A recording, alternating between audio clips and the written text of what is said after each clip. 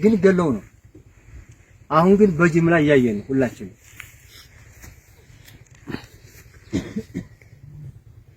ስለዚህ ፈጅተውታል፣ ሰው ገለውታል። ስንቱን ሴቶች ስንት እህቶቻችንን እንዳይወልዱ አድርገዋቸዋል። ስንት ወንዱን ነው እንዳይወልድ ያደረጉት። ሰበር ዜና ኮሎኔል ፋንታውን ሞሀቤ ወደ ሰላም መግባታቸው ተነገረ። በአማራ ክልል ትጥቅ አንስተው ከመንግስት ጋር ግጭት ውስጥ ከገቡት የፋኖ መሪዎች መካከል አንዱ የሆኑት ኮሎኔል ፋንታውን ሞሀቤ ወደ ሰላም መምጣታቸው ተሰምተዋል።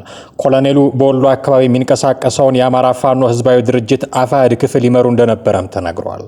ኮሎኔል ፋንታውን ከወር በፊት አፋሕድን በመወከል ከመንግስት ጋር የሰላም ስምምነት የተፈራረመው ካፒቴን ማስረሻ ሰጤ የመጣበትን መንገድ ተከትለው ወደ ሰላም እንደመጡ መረጃዎች ያመለክታሉ። አማራ ክልል በመንግስትና በፋኖ ኃይሎች መካከል የተቀሰቀሰው ግጭት 3 ዓመት ሊሞላው ወራት በቀሩበት በዚህ ጊዜ ነው ኮሎኔሉ ለመንግስት እጃቸውን መስጠታቸው የተሰማው።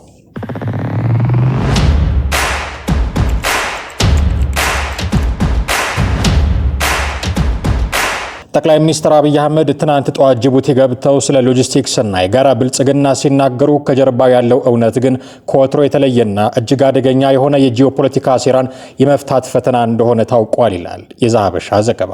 ጉብኝቱ የተደረገው የግብጽ ምክትል ጠቅላይ ሚኒስትር ካሜል ኤል ዋዜር በቅርቡ በጅቡቲ ታላቅ አቀባበል ተደርጎላቸው ዶራል ኮንቴነር ተርሚናል ጨምሮ በወደብ ልማት፣ በፀሐይ ኃይልና በሎጂስቲክስ ዙሪያ 3 ወሳኝ ስምምነቶችን ከፈረሙ በኋላ መሆኑን ጉዳዩን ይበልጣል አነጋጋሪ አድርጎታል።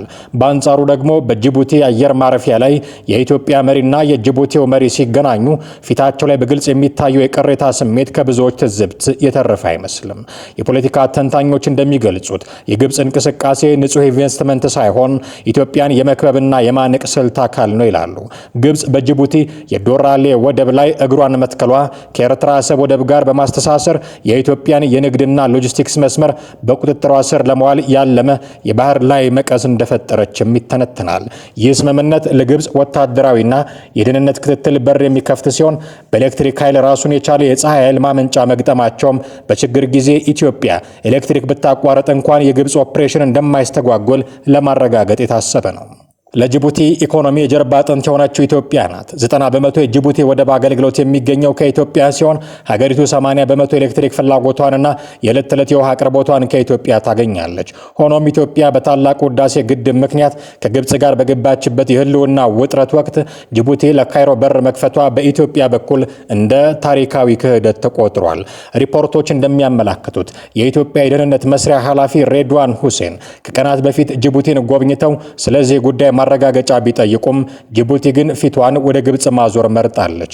ይህ አካሄድ ጅቡቲ ከዚህ ቀደም በ1977 ጦርነትና በ1998 የኢትዮ ኤርትራ ጦርነት ወቅት ካሳየችው አቋም ጋር ተመሳሳይ የሆነ አጋጣሚን የመጠቀም ታሪክ መድገም ነው። በዚህ ውጥረት ውስጥ ጠቅላይ ሚኒስትር አብይ ወደ ጅቡቲ መሄዳቸው 2 ዋና ዋና ዓላማዎች ይኖሩታል ሲሉ ምንጮች ይናገራሉ። የመጀመሪያው የመጨረሻ ማስጠንቀቂያ ወይስ ዲፕሎማሲ የሚል ነው።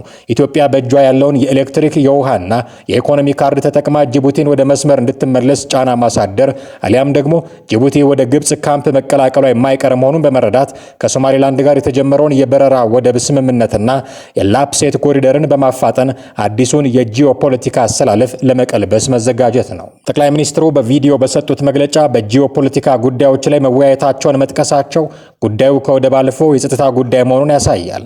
ጅቡቲ በቅርቡ በኢትዮጵያና በሶማሊያ መካከል ያለውን ውጥረት ለማለዘብና ለማደራደር ፍላጎት እንዳላት አሳይታ ነበር። ጅቡቲ በርካታ ታላላቅ ሀገራት አሜሪካ፣ ቻይና፣ ፈረንሳይን የመሳሰሉ የጦር ሰፈር መገኛ እንደመሆኗ የቀጠናው አለመረጋጋት ከማንም በላይ ያሳስባታል።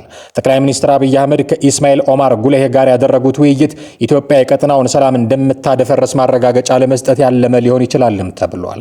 በአጠቃላይ የአብይና ልዑካቸው የሎጂስቲክስ ውይይት መግለጫ ከጀርባው እየተዶለተ ያለውን የግብጽ ጅቡቲ ወታደራዊና ኢኮኖሚያዊ ሴራ ለመስበር የሚደረግ የሞት ሽረት ትግል ሽፋን መሆኑን የአሁኑ ሁኔታ ያመለክታል። ኢትዮጵያ አሁን ካለችበት የተከበበች ሀገር ስጋት ለመውጣት እንደ ጅቡቲ ያሉ ተለዋዋጭ ወዳጆችን ከመታመን ይልቅ የራሷን አማራጭ ወደብ የማረጋገጥ አስፈላጊነት ከመቼውም ጊዜ በላይ ጎልቶ ታይቷል ሲሉ ምንጮች ተናግረዋል።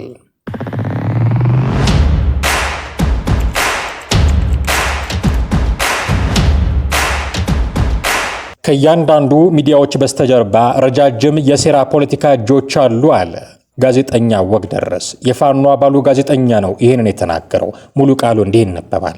አሁን ላይ የአማራ ፋኖን ትግል ደጋፊ ዘጋቢና አጋዥ መስለው የተቋቋሙ ሚዲያዎች መስራቾቻቸውን፣ የቦርድ አባሎቻቸውንና ስራ አስኪያጆቻቸውን ታውቋቸው ይሆን? በዋናነት የሳተላይትና ዩቲዩብ ቤዝድ ሚዲያዎች አልፎ አልፎ ከማህበራዊ ትስስር አውታሮች ደግሞ ፌስቡክና ቲክቶክ ላይ ውለው የሚያድሩትን ግለሰቦችና ቡድኖች ከጀርባ ያላቸውን ፍላጎት የአማራ ህዝብ ይረዳው ይሆን ሲል ይጠይቃል ጋዜጠኛ ወግደረስ። በተለይ በአማራ ህዝብ የህልውና ትግል ስም የሳተላይትና ዩቲዩብ ሚዲያ ከፍተው እርስ በርስ ሲያጋድሉ የሚውሉትን የሚዲያ ባለቤቶች፣ የቦርድ አባላት፣ ዋና ዋና ምክትል ስራ አስኪያጆች ማንነት፣ ምንነት፣ ፖለቲካዊ ፍላጎት፣ የት ሀገር እንደሚኖሩ፣ የቤተሰብ ሁናቴ፣ የግል ስራ፣ ሃይማኖት፣ ላገዛዙ ያላቸው አጠቃላይ ሁኔታ፣ የፋኖን ትግል የሚያዩበት መነጽር፣ የግል ስብናቸውና የጀርባ ታሪካቸው ወዘተ ይታወቅ ይሆን? አይመስለኝም ይላል ጋዜጠኛው። ምድር ላይ የሚታገሉ ሀቀኛ የፋኖ አመራሮችን፣ ፋኖችን፣ ትግሉን የሚያግዙ አካላትን፣ ተቋማትን፣ ድርጅቶችንና በአጠቃላይ የትግሉ አስኳል የሆኑ አካላትን መሬት ላይ በስመ ፋኖ አገዛዙ ካሰማራቸው የይስሙላ ታጣቂዎችና የፋኖ አመራሮች ነን ባዮች ጋር ተናበው እንዴት እንደሚያጠቁ ተገልጦላችሁ ይሆን በማለትም ይጠይቃል።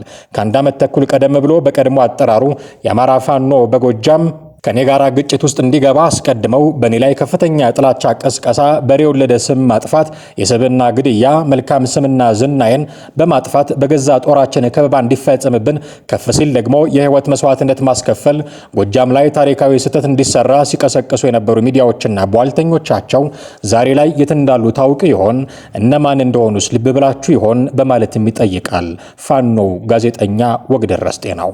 ያኔ በእኛ ላይ ከውስጥም ከውጭም ሲዘምቱ የነበሩ ራሳቸውን ፍጹም የትግሉ አራማጅ፣ ተቆርቋሪ፣ አዳኝ፣ መሪና አለኝታ አስመስለው ነበረ። በአንጻሩ እኛን ደግሞ የትግሉ ስጋቶች አድርገው በመቀስቀስ እንድንወገር ሲያቧልቱ ነበረ። በጣም አስቂኙ ጉዳይ ግን እዚህ በውስጥም በውጭም በሚዲያ በጋዜጠኛ በቃል አቀባይና በፖለቲከኛ ስም በእኛ ላይ በሐሰት ሲዘምቱ የነበሩት አገዛዙን በዋናነት የብአዴንን መዋቅር አንገት ለአንገት ተናንቀን ካፈረስነው በኋላ እጃቸውን እየጎተትን ከባርነትም ከፍራቻም ነፃ ያወጣ ናቸው አንጊዎች መሆናቸው ነው ይላል። ሲቀጥልም ዛሬ ደግሞ መጽናት አቅቷቸው እየተንጠባጠቡ ወትሮም ከባርነት ተጎትተው ወደ ወጡበት ስፍራ የተመለሱ ነው።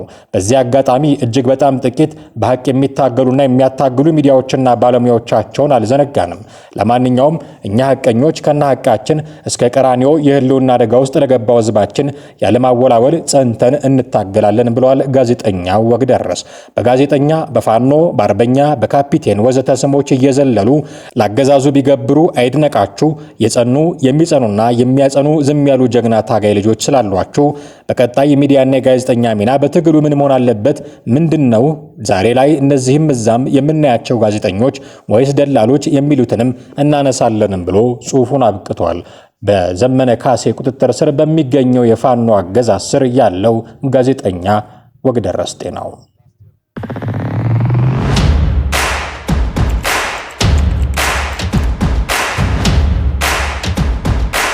በአባይ ወንዝ ላይ ያለን አቋም ተመሳሳይ ነው ሲሉ የግብጽና ሱዳን ውጭ ጉዳይ ሚኒስትሮች ተናገሩ። በጅዳ ከተማ ውስጥ የእስልምና ትብብር ድርጅት ወይንም ኢአይሲ የውጭ ጉዳይ ሚኒስትሮች ስብሰባ እየተካሄደ ሲሆን በዚህ ስብሰባ ላይ የግብጽና የሱዳን የውጭ ጉዳይ ሚኒስትሮችም ተሳታፊ ናቸው።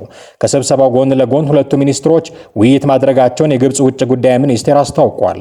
በውይይቱ ላይ ዋነኛ ትኩረት የተሰጠው የአባይ ወንዝ እንደሆነ ጠቅሶም የውጭ ጉዳይ ሚኒስትሮቹ በአባይ ወንዝ ውሃ ላይ ተመሳሳይ አቋም መያዛቸውን እንደሚቀጥሉ ስምምነት መድረሳቸውን አስረድተዋል። ሁለቱም ሀገራት የአባይ ተፋሰስ የታችኛው ክፍል ላይ የሚገኙ በመሆናቸው በውሃ ዋስትናቸው ላይ የጋራ አቋም እንዳላቸው ጠቅሶም ማንኛውንም የተናጠል እርምጃ እንደሚቃወሙ አስታውቀዋል።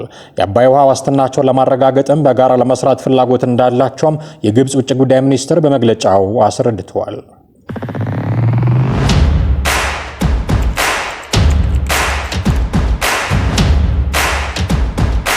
ፕሬዚዳንት ማዱሮ ከኒውዮርክ እስር ቤት መልእክት አስተላለፉ። የቀድሞ የቬኔዙዌላ ፕሬዚዳንት ኒኮላስ ማዱሮ ከታሰሩ አንድ ሳምንት የሆናቸው ሲሆን በአሁኑ ወቅትም ከባለቤታቸው ጋር በኒውዮርክ በሚገኘው ብሩክሊን የፌዴራል ወህኒ ቤት ይገኛሉ። ማዱሮ ባለፈው ሰኞ ፍርድ ቤት ቀርበው በአደንዛዥ እጽ ዝውውር የተከሰሱ ሲሆን እሳቸውም ድርጊቱን አለመፈጸማቸው በመግለጻቸው ለማርች 17 መቀጠራቸው ይታወሳል። ይህ በእንዲህ እንዳለ የማዱሮ ልጅ የሆነው ጉዋሬ አባቱ ከእስር ቤት መልእክት ማስተላለፋቸውን አስታውቋል።